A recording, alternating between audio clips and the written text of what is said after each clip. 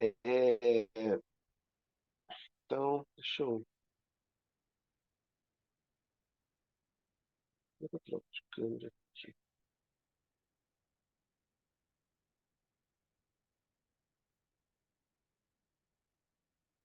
É, esse aqui que a gente tem nesse momento. Então, tá. Você está mandando para o grupo as telas, tá? Então, tá. É, então, é isso que nós vamos fazer hoje. Nós vamos, hoje, na aula que vem, tentar entender isso dessa forma linearizada. E aí, isso nos dá uns resultados interessantes, que na verdade, não estão publicados, são resultados nossos. Tem vários parâmetros. Bom, primeiro, essa matriz aqui ele não é uma matriz arbitrária, igual seria no caso do modelo lógico Voltaire generalizado, onde você lembra, a linearização nos modelos anteriores são linearizações próximas a um ponto fixo, associada a pegar essas funções arbitrárias e tirar derivadas. Arbitrárias no sentido de que pode ter qualquer coisa, tirar derivadas delas. Aqui, nós estamos fazendo uma aproximação para o nosso modelo, onde um dos parâmetros é muito maior que o outro. Então, é um tipo diferente de aproximação. Ele vale para todo o espaço paramétrico, desde que essa condição seja obedecida. Não estou falando de algo próximo ao ponto fixo. E, além disso, essa matriz tem uma forma muito característica. Tem os termos intrínsecos e extrínsecos, e a maneira como eles aparecem na matriz são, de forma geral, sempre a mesma. Devido a isso, é possível obter resultados analíticos genéricos sobre essa matriz, que são os resultados não publicados, que eu quero falar para vocês, se quiser falar em maiores detalhes na aula que vem, que fundamentalmente permitem calcular algumas quantidades que são importantes na infecção. Por exemplo, uma coisa muito importante na infecção é o chamado R0. Quantas pessoas uma pessoa infectada é capaz de infectar ao longo da doença, até ela se curar ou morrer. E nós podemos calcular isso analiticamente em termos dos parâmetros da matriz para um modelo com um número arbitrário de compartimentos. Então, essa é uma coisa relevante. Também, esse parâmetro R0, ele vai te dizer se a infecção vai crescer sem limite ou vai decrescer sem limite. Se R0 é maior que 1, se cada pessoa infectada tem efetivamente mais do que uma pessoa, é uma coisa parecida com o que a gente viu com os zumbis. Se um zumbi, tipo, a gente cria em média, mais de um zumbi antes de morrer, o número de zumbis vai crescer, sem limite. Então, nesse caso, eu tenho uma infecção que vai crescer até que a minha aproximação de que o número de suscetíveis deixa de ser uma aproximação válida. Em outro caso, onde o R0 é menor que 1, a infecção eventualmente vai desaparecer, não imediatamente. E um outro parâmetro que a gente vai calcular analiticamente novo para o modelo arbitrário, para o número arbitrário de compartimentos, é o número médio de infectados por foco de infecção. Então, se tem inicialmente um foco de infecção com, digamos, 10 infectados, a gente conta um parâmetro que é 10, o parâmetro vai dizer qual que é o número total de infectados antes da infecção desaparecer. Pode ser outro número relevante também, tanto para você modelar a infecção, quanto para saber se você está próximo do R0 igual a 1. Esse número cresce com o R0 igual a 1. Obviamente, a gente tem que ter sempre em mente as limitações desse modelo. Esse modelo linear, ele é determinístico, como o Matheus já mencionou mais de uma vez. A gente precisa levar em conta situações estocásticas no modelo como esse para ter comportamentos realistas em circunstâncias extremas, e a mesma coisa vai acontecer aí. Eu posso ter um R0 menor que 1, mas o número de infectados, mas se ele for muito próximo de 1, o número de infectados pode ter uma cauda comprida, ele pode crescer exponencialmente. E no limite em que o R0 é igual a 1, tem aí uma coisa muito parecida com uma transição de fase, onde imagina que eu tenho flutuações, é uma coisa muito parecida, e de fato é um dos nossos objetivos é modelar de forma apropriada, com quando você está esquentando água. Você esquenta água, você forma bolhas de água líquida que se tornou gasosa. Essas bolhas, tipicamente, elas colapsam rapidamente ou escapam para a atmosfera. E o tamanho tipo das bolhas é pequeno. À medida que eu vou aumentando a temperatura, mas ainda abaixo de 100 graus, o tamanho médio dessas bolhas ele continua pequeno, mas ele cresce um pouco. Mas quando eu chego nos 100 graus, na transição de fase, esse tamanho da bolha ele diverge, porque eu tenho exatamente uma mistura de gás e líquido. Eu tenho uma convivência possível de gás e líquido. Então, meus comprimentos com relação se tornam infinitos. O meu, desculpa, é, é, meu, a correlação de dois pontos começa a decair, não exponencialmente mais, mas polinomialmente, uma lei de potência, e essas mesmas flutuações, o tamanho tipo da bolha começa a ter uma variação muito grande. Então, se eu tiver uma situação de infectologia que eu começo a ver focos que desaparecem muito rapidamente, eu tenho evidência que o meu R0 está longe de estar em 1. Mas se eu tenho infecções, as infecções têm tamanhos que oscilam muito, às vezes tem infecção com 10 pessoas, às vezes com 100 ou 1000, eles saem um tipo de lei de potência, isso é evidência que estou muito próximo de um surto epidêmico. Tá? Então, a gente vai falar isso em mais detalhes na aula que vem, quando eu espero, minha cabeça vai estar melhor depois de descobrir que eu vou ter extinção de saco no próximo ano, em níveis industriais. Mas vamos começar com um caso mais simples, onde resolver uma analogia exata e surpreendente com algo que a gente já viu em detalhes anteriormente. Né? Então, vamos pegar o modelo mais simples, que é que eu tenho os saudáveis, suscetíveis. A taxa de variação desses meus amigos saudáveis é essencialmente algum parâmetro que eu vou chamar de R, vezes o número de saudáveis, vezes o número de infectados. E o número de infectados, menos, né? O número de infectados é, obviamente, o oposto disso, R, S, I. As pessoas não se recuperam. Pode imaginar que isso é algum tipo de vírus inofensivo que pode infectar a pessoa, ou quase inofensivo. A pessoa talvez tenha uma febrinha, algo assim, mas vai viver com o vírus o resto da vida. Tá? Bom, isso daqui implica, entre outras coisas, que S ponto mais I ponto é igual a zero. Então, a população total não muda. Igual a constante. Uma constante.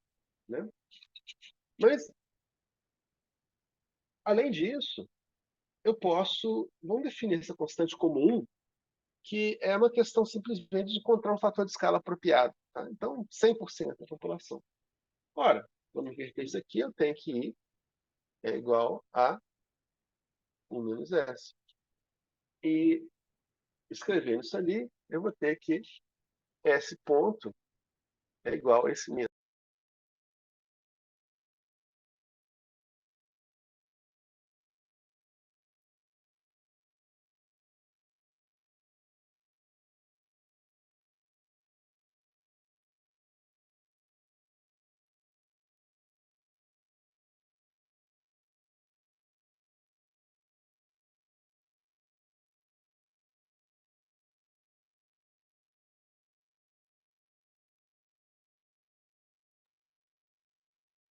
Vale ds ponto ds maior que zero. Aqui eu tenho ds ponto ds menor que zero. Então, esse ponto aqui é repulsivo, isso aqui é atrativo, e eu tenho essencialmente uma dinâmica onde a minha população. Bom, e se eu tivesse coisa aqui à direita, isso não existe matematicamente. Quer dizer, por um S maior que 1, eu tenho números de infectados negativos. Eu tenho, sei lá, pessoas que esbanjam saúde em um grau que se curam pessoas próximas. Tipo, talvez, se quiser modelar isso incluindo santos e beatos, aí você pode fazer algo desse gênero. Mas, matematicamente, é bom saber o que acontece do lado direito do nosso ponto fixo sobre essa dinâmica que é saudável. Então, a gente tem exatamente a dinâmica, modelo logístico contínuo. Portanto, ponto fixo à direita é sempre atrativo, e a gente pode resolver a equação. Vocês lembram? Alguém lembra a solução dessa equação?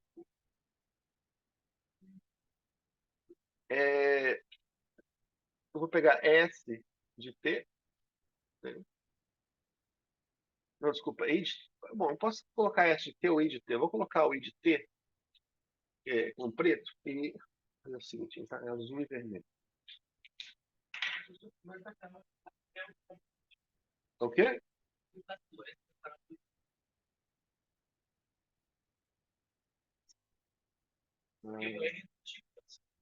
O R é negativo, mas aqui é 1 menos S. Eu quero virar S menos 1. Mas aí no final vai para S. Não tem certinho. É verdade, Deus. Ué, né? Não, você tem razão, tem razão. O estado fixo não é o S igual a 1, é o I igual a 1. Tudo bem. Mas esse sinal está correto, né? O S vezes 1 menos S. Ah, não, está certo. Você tem razão, você tem razão. Vou deixar o menos S aqui, que é o que a gente tinha usado, na verdade. E o I ponto é igual a R, I, menos I. Então, tá, então isso aqui é I ponto, e aqui é I. Aqui é a derivada de I ponto, função de I. Derivada de I ponto, função de I. Tá? Então, vamos colocar aqui a equação I. Começar com um valor pequeno, que isso aqui é I0. Tá? E o que a gente vê é que isso aqui é 1. Eu vou ter uma trajetória. Faz isso. De forma análoga, o meu S vai começar aqui S0 e eu vou ter uma coisa que faz assim. A soma é sempre 1. Se eu tivesse pessoas morrendo nessa infecção, a soma seria uma função monotonicamente decrescente. Mas essa dinâmica, vocês podem revisar a solução dessa equação aqui, não tem nenhuma grande dificuldade, você faz separação de variáveis, e passa para baixo, daí sobre isso, aí você separa o denominador em uma soma com os dois fatores, que já estão fatorados, né? E aí você integra entre dois logaritmos, os logaritmos somados vão dar o logaritmo da razão, aí você põe condições iniciais e vai encontrar uma função sigmoide desse tipo. Eu vou escrever a solução aqui, mas é bem fácil. Tá? Então, a gente já vê que, para um caso muito simples, a gente já tem uma, uma solução analítica. E nós vamos ver depois o que acontece com casos mais sofisticados. Então, deixa eu compartilhar minha tela aqui.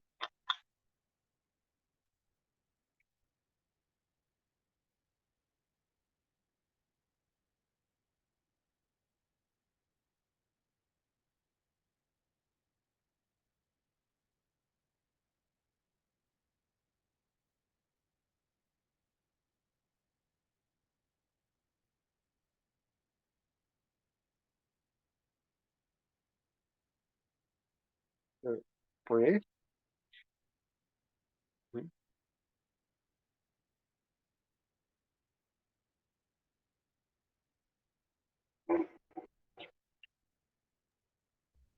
Melhor sendo compartilhado não.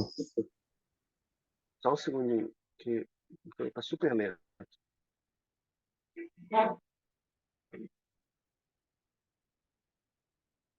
Bom, agora você está vendo a tela com Windows. Não, nada ainda. Não? Só tô vendo você. Tá falando aqui que você começou a fazer o share, né? Começou a compartilhar. Ah, Agora foi. agora apareceu para mim aqui. Agora foi. Apareceu para você agora? Sim, sim. Tá. Então, peraí, voltei. Então, é, eu não tenho pretensão que isso aqui é um modelo super realista. A gente tem que ter muito em mente que esses modelos são necessariamente simplificados para caramba, mas qualitativamente eles capturam uma fração considerável dos comportamentos que doenças infecciosas têm. Então, eles são um bom ponto de partida, pelo menos. E eu quero muito que vocês entendam essas técnicas matemáticas que a gente vai discutir aqui, porque essas técnicas lineares, elas têm aplicações em âmbitos muito maiores do que isso que a gente está falando. Eu ia falar de alguns teoremas importantes, teorema de Ferro-Frobenius, que vai me garantir que a dinâmica desse sistema linearizado vai ser dominada por um alto valor e um alto vetor específico.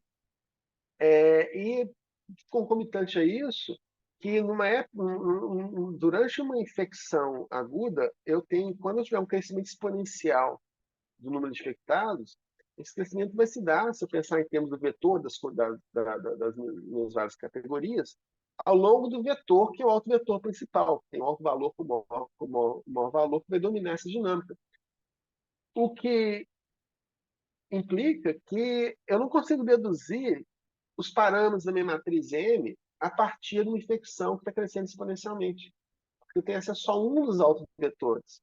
Então, é só durante a transição, quando, por exemplo, eu tenho ou o começo da infecção, ou eu tenho uma mudança na população, a população é vacinada, um lockdown é detectado, dessa transição, quando os meus parâmetros da minha matriz mudam, portanto, meus autovetores mudam, eu não estou necessariamente alinhado com o autovetor principal, eu sou capaz de detectar os outros parâmetros é, é, da, da minha matriz e, portanto, elucidar a minha dinâmica. Então, isso é outra lição que eu acho que é relevante e ela continua sendo válida mesmo para modelos mais complexos, que é que a gente só tem acesso à dinâmica completa se a gente consegue visualizar ela em épocas de transição, ou seja, logo no começo da pandemia, seja quando algum choque externo muda os parâmetros que vão modelar essa epidemia.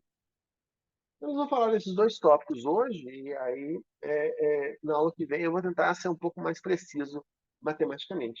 Mas esses modelos Skinner, é, é, eles fazem parte de. Eles generalizam uma classe, duas classes muito importantes historicamente de modelos. Quando o Covid começou a bater, modelos CIS e C pulularam nas redes de pré-prints, assim, centenas por dia. E ele tem essa dinâmica que eu esbocei no quadro, mas acho que fica mais fácil ver aqui, para uma população bem misturada. Eu tenho taxa de contágio, então eu tenho uma taxa de contágio do suscetível por infectado por recuperado, ou para S, para E, para I, para R. São dados por vários parâmetros que eu vou manter fixos ou quase fixos, eu posso até de forma meio que adiabática, eles podem variar no tempo, desde que varie de forma lenta o suficiente para eu possa resolver a equação entre períodos curtos. E eu tenho uma transição que traz os recuperados de volta aos sucessíveis se a minha imunidade ela é não existente ou ela se degrada com o tempo. Eles são infinitamente complicados, eu posso colocar quantos parâmetros eu quiser aqui. Então, essa é uma das razões porque ter resultados analíticos, pelo menos com o modelo de versão linearizada desse modelo, é algo tão útil. Tá? Então, no modelo, bom, deixa eu ver se é SR aqui. No modelo SR, a dinâmica típica é o seguinte: eu tenho pessoas que são suscetíveis, pessoas que estão infectadas, pessoas que sofreram infecção e se recuperaram e são, portanto, imunes. E, nesse momento, a gente vai tratar isso como uma imunidade permanente. Então, os elementos da dinâmica são bem naturais. A gente aprendeu a construir elementos de dinâmica com, os modelos de zumbi. Então, termos quadráticos são termos de interação, termos lineares são termos intrínsecos. No caso dos suscetíveis, por exemplo, na nossa dinâmica, eles só podem diminuir em número quando eles são infectados. E a taxa com que eles são infectados é proporcional ao produto do número de infectados e do número de saudáveis. Tá? Nesse caso aqui, vai ser normalizado por N, onde N é o número total de, de, de, de pessoas que existem na sua população. E, nesse caso, também a soma de S e R é constante. As pessoas não morrem. Bom, na verdade, eles podem até morrer, mas pessoas mortas também não são suscetíveis. Então, você pode separar a população R, populações entre mortos e recuperados, e a dinâmica é exatamente a mesma. Tá? Então, a população suscetível ela decai dessa forma, com o termo negativo e quadrático. A população infectada ela cresce de forma concomitante com a queda no número de suscetíveis, é o mesmo termo que está trocado, mas além disso, eu tenho um outro parâmetro gama. Esse parâmetro gama, aliás, deixa eu falar por que todos os meus parâmetros beta e gama desse modelo, diferente dos modelos que eu quero que eles sejam parâmetros com uma dimensão clara de frequência, o inverso do tempo. É uma taxa com que alguma coisa acontece. Então, beta é a taxa com que pessoas são infectadas. Então, para que beta tenha dimensão temporal, eu divido por uma constante que eu uso como uma população total, que é o N. Tá? O gama também tem dimensão de 1 sobre tempo, e ela que diz o inverso do tempo típico de recuperação dos meus doentes. Se eu não tiver, se meu S for igual a zero, o meu I vai decair exponencialmente, e o gama vai ser a taxa de decaimento exponencial. Vamos dizer quão rapidamente a população de infectados cai com o tempo. E os recuperados são justamente o total da população infectada que foi recuperada. Então, quando eu olho para os plots, aí eu tenho plots que não foi eu que fiz, mas que são tanto teóricos traçados quanto empíricos, num modelo, numa simulação, que são as curvas sólidas. Eu vejo que inicialmente tem uma população alta de pessoas suscetíveis, uma população inicial irrisória de infectados. Os infectados começam a crescer e, com um lag, o número de recuperados cresce novamente, até que a população suscetível começa a decair. Quando ela começa a decair, o vírus tem menos pessoas para infectar, então ele cai novamente. E eu tenho uma condição, que pode tratar como uma trator, uma condição limite, em que a quantidade de infectados vai a zero, e eu tenho um número não necessariamente zero de suscetíveis e um. Não, peraí. Não, não. O suscetível é zero nesse caso, sim.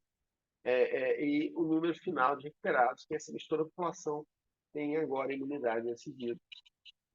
Isso pode ser complicado com, por exemplo, pessoas que estão expostas ao vírus, mas não são infectadas. Então, agora, eu posso definir, eu tenho um modelo. Ué, passa aí, por favor. Vamos um aqui. Nesse caso aí, não é bem aquele caso.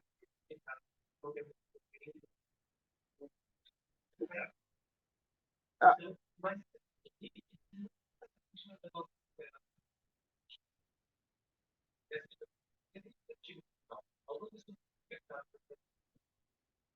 é,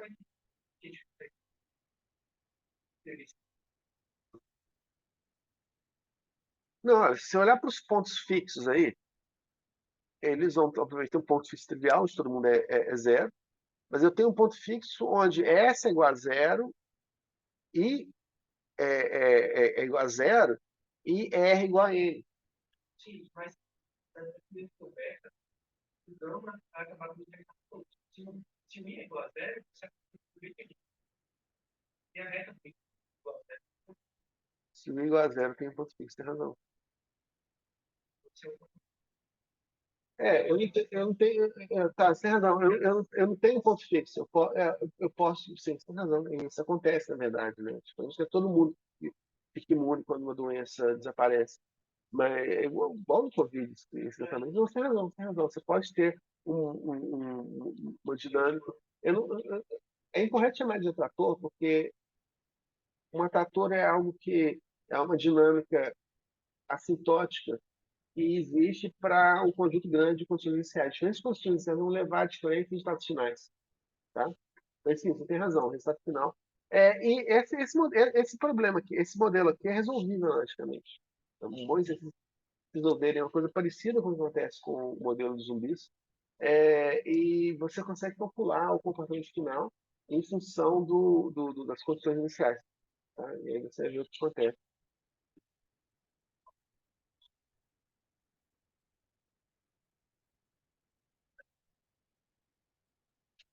Depende da razão de beta e gama, essencialmente. Isso. Você tem razão. Sim. Então tá. Passa, por favor. De novo, eu peço desculpa pela aula de hoje, porque realmente minha cabeça está podre. Eu não consegui preparar a aula direito, então assim, a gente vai ver isso, não isso, mas a parte analítica em detalhes na aula que vem. Mas o modelo um pouco mais sofisticado, eu posso colocar várias coisas. Eu posso colocar termos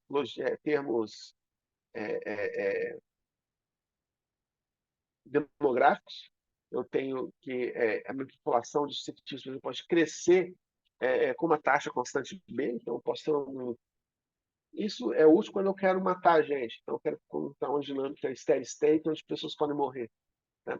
E eu tenho agora dois termos aí. Um deles, inclusive, está até errado. Né? Ah, não, tá não.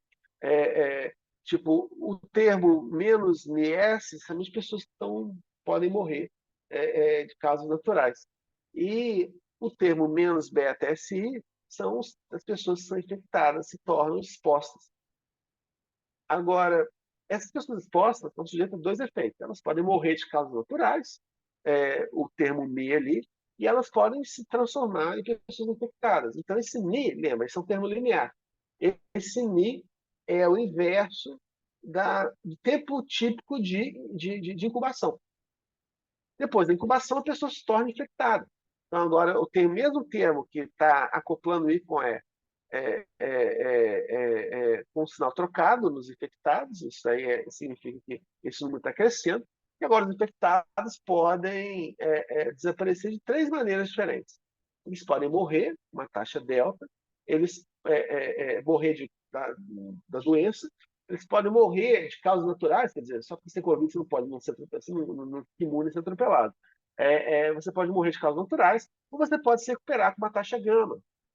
E esse número de pessoas são removidas do conjunto I, são agora adicionadas ao conjunto dos recuperados que, a gente supõe, têm imunidade natural à doença. Mas essa imunidade, agora a gente pode modelar, é algo que decai com o tempo, de novo, uma taxa que é inversa de μ, um tempo médio de decaimento, inverso de μ. Não, desculpa, só como é que eu estou pondo. As pessoas vão morrer de causas naturais também, com a taxa de morte em termos de μ. A gente pode complicar esse modelo de várias maneiras. A gente pode, por exemplo, colocar pessoas que são recuperadas e depois de um tempo com uma taxa que se transforma em pessoas saudáveis. Então, agora eu subtrairia da última equação menos que se R e adicionaria à primeira equação mais que se R. Não, porque o delta I são pessoas que morreram. O delta é a taxa de morte pela doença. O gama é a taxa de recuperação para os recuperados e o MI é a taxa de morte natural. Tá? Então, assim, com essa capacidade que a gente desenvolveu nas últimas aulas de construir, modelar interações em sistemas como esse, a gente consegue pensar em várias modificações para a minha dinâmica que a gente pode tentar incorporar. Eu posso imaginar, por exemplo, que as pessoas infectadas elas podem ter uma dinâmica diferente de elas bom, as pessoas infectadas podem ter várias dinâmicas diferentes. Elas podem ter pessoas infectadas com caso agudo, com caso grave. Pode ter pessoas que são levadas para o hospital, pessoas cuja doença não é infectada. Então, posso definir várias outras categorias aí. Pessoas infectadas hospitalizadas, pessoas infectadas não hospitalizadas. Então, pessoas infectadas no hospital, elas têm uma taxa de morte menor, uma taxa de infecção muito menor. Por exemplo, eu posso ter pessoas que são assintomáticas, né? Elas têm uma taxa de morte muito pequena, mas uma taxa de contato maior. O fato é que isso pode ser complicado ad infinito até o limite do que me interessa. Mas o que é importante aqui é que o único termo de interação é quadrático. O único termo que depende de duas populações é o termo das infecções. Quantas pessoas são infectadas? Depende de quantas pessoas são saudáveis e quantos portadores contagiosos existem. Todos os outros dependem só ou da população ou da população que está alimentando eles. Então, assim, para depender de quantos estão recuperados, eu dependo do número de recuperados e do número de infectados, mas são dependências lineares. Então, essa linearização que eu estou dizendo é intrinsecamente diferente da que a gente fez dos modelos dinâmicos onde a gente encontrava pontos fixos. O que eu faço essencialmente é tratar meu S como sendo muito maior que as outras quantidades. Então, a variação de S ao longo dessa infecção aguda é irrelevante na dinâmica e eu trato o S como uma constante.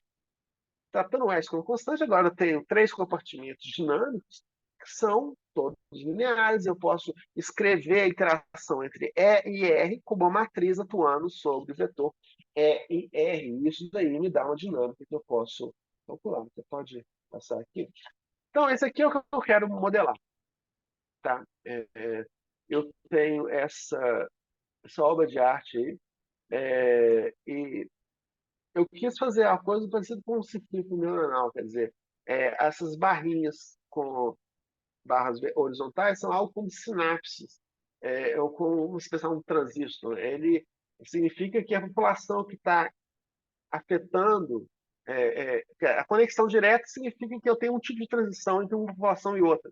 E essa taxa de conexão é modulada pelas que incidem sobre ela. Então, a princípio, eu posso ter o I0, que são aqueles que estão incubando a doença e não são infecciosos, ou são menos infecciosos, e as várias categorias de infecciosos, todas elas modulam a taxa com que eu infecciono. Quer dizer, cada um delas pode ser capaz, cada um desses grupos pode ser capaz de infectar saudáveis com taxas diferentes. E essas vários tipos de infecção, elas vão, então, se transformar umas nas outras,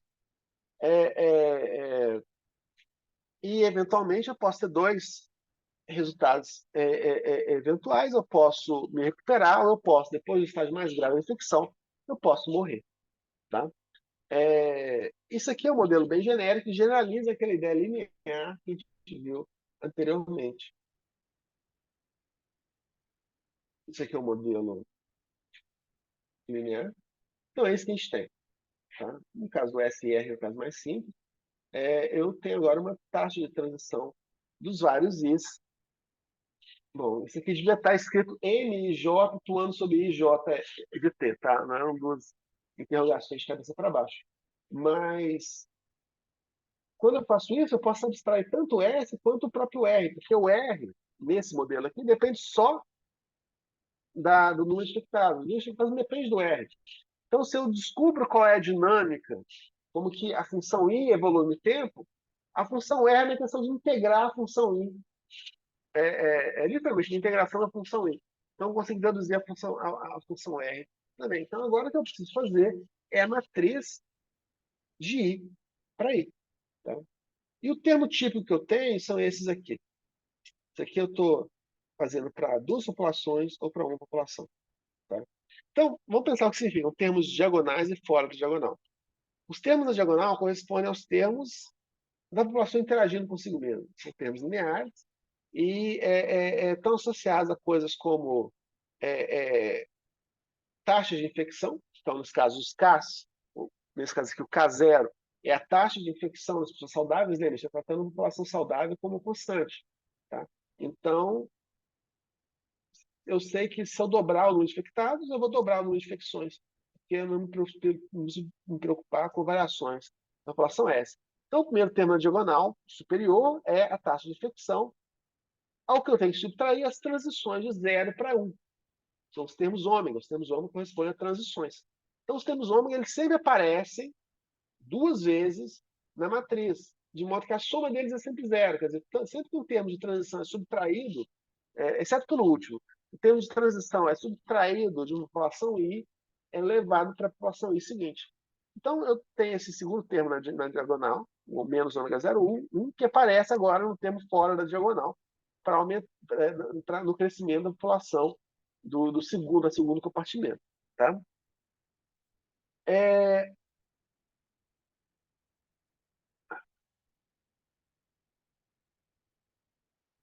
Além disso, eu tenho agora um outro termo que é o K1. Esse K1 ele vai me dizer a taxa com que as pessoas se recuperam. Então, as pessoas estão no segundo compartimento e elas se recuperam. Não, desculpa, não é isso que eu quero, não. Não, é uma bobagem. K1 é a taxa onde pessoas no estágio 1, no segundo estágio de doença, infectam pessoas saudáveis. Quando a pessoa no segundo estágio infecta uma pessoa saudável, essa pessoa se torna um membro do grupo do primeiro estágio do doença. Por isso é o termo fora da diagonal. É o termo que acopla o número de pessoas no segundo compartimento com o número de pessoas no primeiro compartimento. E o segundo termo, no segundo elemento da diagonal, menos ômega e R, são as pessoas que estão no segundo estágio e se recuperam. E isso pode ser generalizado para a matriz do tamanho que você quiser. Né? Então, aqui, para 3 populações de infectados, eu posso ter assintomáticos, infecção leve, infecção aguda. Eu tenho agora mais termos diagonal. Vamos ler o primeiro termo aqui: K0, ômega 0,1 e ômega 0R. Quer dizer, K0 é pessoas que são infectadas, que se tornam o primeiro grupo. Ômega, que pode ser zero, justamente no modelo SRR exato, o K0 é zero. Ômega 0,1 a taxa de transição entre pessoas do primeiro grupo para o segundo. Ômega 0 R são aquelas pessoas que estão no primeiro grupo se recuperam sem entrar, sem virar um caso grave. Né? Eu tenho também pessoas são infectadas por pessoas no estágio leve, K1, K2, a taxa de pessoas infectadas por pessoas no estado grave. Os termos fora da diagonal, esses ômega 0,1, ômega 1,2, são taxas de transição do estágio 0 para o estágio 1, do estágio 1 para o estágio 2, estágio 2 para o estado recuperado, o estado 1 para o estado recuperado. Então, isso aqui captura toda a dinâmica que me interessa, e é muito fácil ver que essa matriz pode ser generalizada, coisas generalizáveis são atacáveis com métodos analíticos. A maneira mais natural de fazer isso é pensar, como a gente faz física, a gente ignora que. Deixa eu escrever isso aqui, né? A gente ignora que a M é uma matriz e resolve a minha equação, né? E T ponto é igual a M vezes I. E resolve a equação como se ele fosse um número. Tá? Tipo, falando em mecânica quântica, especialmente você quer saber como é que alguma coisa evolui no tempo, você pega E elevado a hamiltoniana vezes T sobre H barra. Você quer transladar alguma coisa no espaço, você pega a exponencial de I vezes P de deslocamento que você quer sobre H barra. Você quer rodar, usa L e θ. Então, assim, fazer exponenciação de matrizes é algo que deve ser segunda natureza para a gente. A solução formal disso aqui é que I de T é igual a I zero. De novo, eu estou ignorando que são vetores, mas isso não é um problema sério. Vezes E elevado a N vezes T. Tá? Agora, ó, meu Deus, isso aqui é um vetor, isso aqui é um vetor. Que diabo é a exponenciação de uma matriz? Existe a maneira tradicional de tratar isso aí como uma série de potência, e somente a gente sabe fazer somas e multiplicações de matriz, a gente trata isso aí como identidade mais M vezes T mais matriz ao quadrado sobre 2T ao quadrado mais, e faz a expansão de série de potências desse cara daqui. Mas uma maneira mais elegante de fazer isso, e eu quero tratar isso mais em detalhes no ano que vem, mas uma maneira elegante de fazer isso é